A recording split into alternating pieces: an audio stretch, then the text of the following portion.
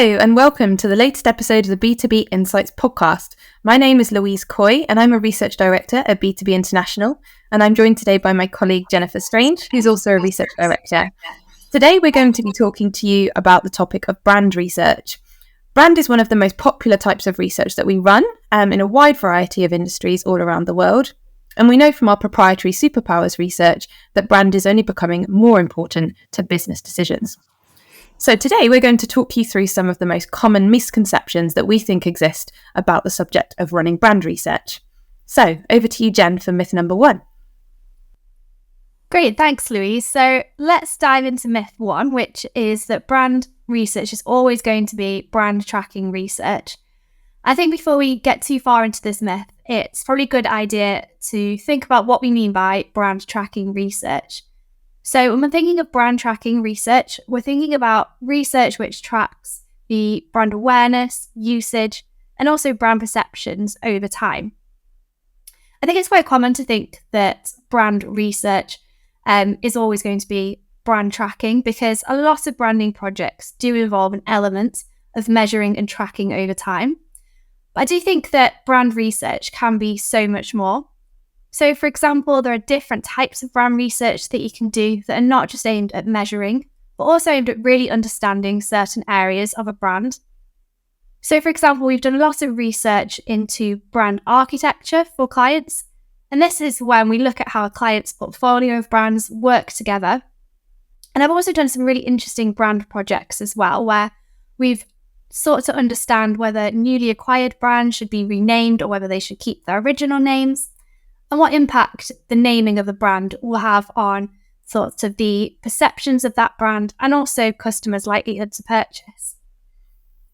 I think as well, even if you are doing a typical brand tracking project, you can still mix things up and keep it fresh and not just a standard tracking project.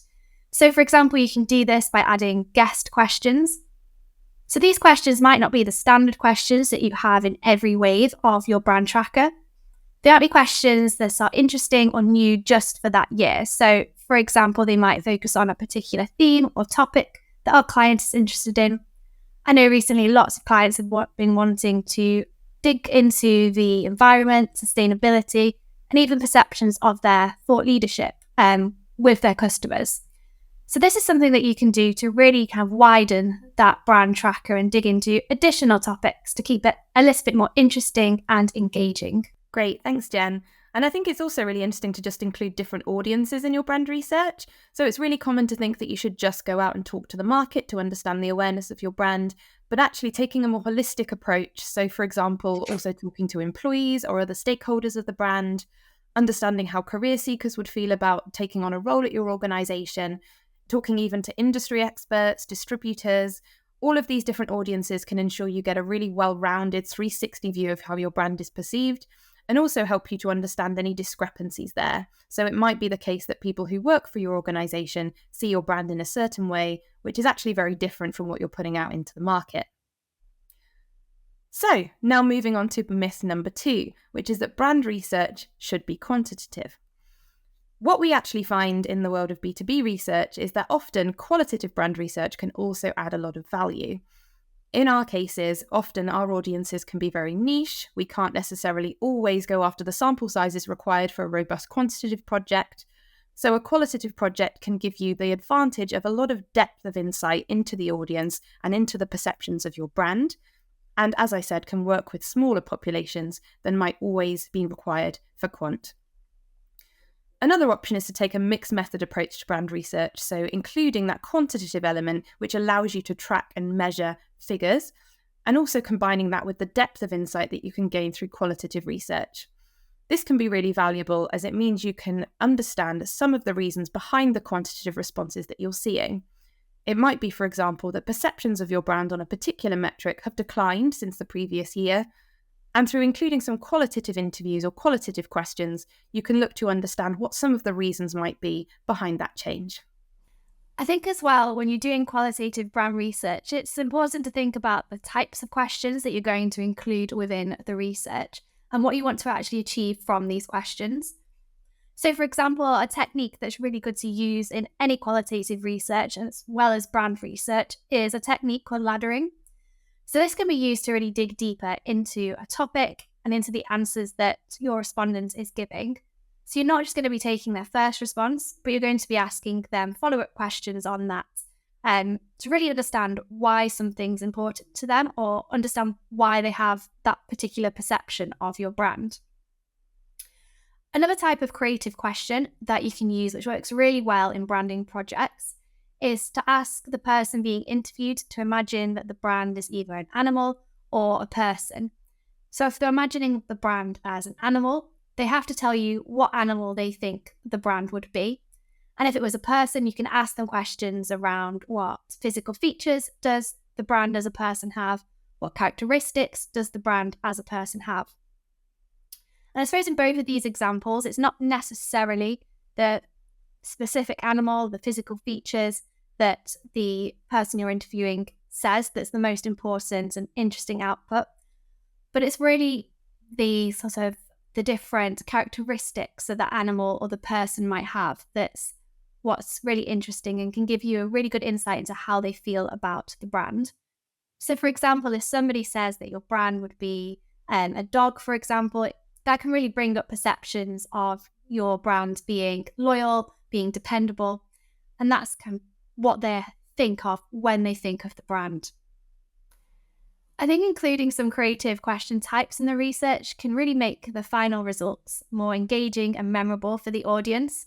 So the audience you're presenting to might not remember that X% of the market associated your brand with being loyal, but they're quite likely to remember the animal the brand was thought of after the research has finished. Great, thanks, Jen. I love that animal question. So now we've talked about a couple of the myths, but what we really always try to do at B2B International is to consider how to really elevate brand research to make sure that we're delivering the most impactful outcomes. Brand research really can be strategic and actionable, and that is really all about making sure that we're extracting as much insight as possible from the numbers. And a lot of this comes down to the approach that we take to the analysis. We always try to avoid just showing lots of data, lots of slides within a report, but really focusing on the data that is most meaningful and is going to be most surprising and impactful to the client that we're working with. So, for example, when it comes to the analysis approach, we can do things like measure what attributes are important from a brand, but we can also take this to the next level. We can do things like drivers analysis, leveraging correlation to understand the impact of some of these attributes on other areas of performance, like overall satisfaction or likelihood to use a brand.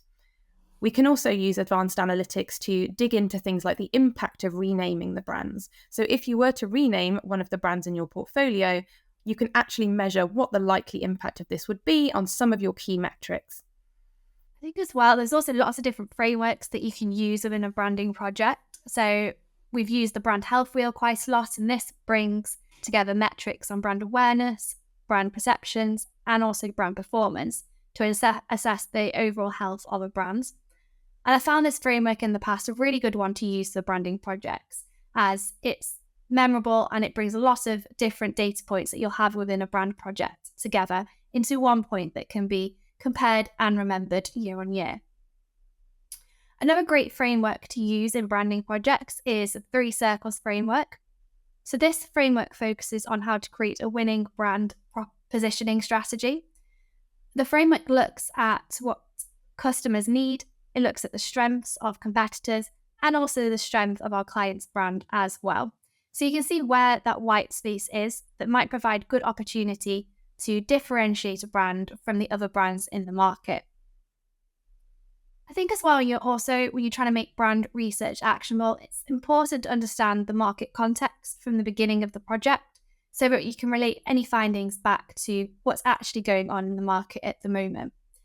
And this can be done during the kickoff workshop, where it's really important that we get a good, solid understanding of the business context and any brand challenges our client is facing. It's also really important as well to understand what the competition might be doing, because obviously brands don't operate in isolation. It's really important to understand what else is going on in the market. And desk research can be a really good way of adding a bit more context to a branding project to really understand and make the insights that we get from a branding project more actionable. Great, thanks, Jen. So that brings us to the end of today's podcast. We hope that we've demonstrated that brand research doesn't just have to be about brand tracking and doesn't have to be quantitative, but actually can be very strategic and actionable in helping organisations determine the next steps for their brand strategy. If you've enjoyed today's episode, please make sure to subscribe so you don't miss future episodes. And to explore more of our content on how strategic research is used to inform successful business outcomes, or to subscribe to our B2B Insights newsletter, please visit B2B International's Insights Hub at b2binternational.com/insights. Thank you.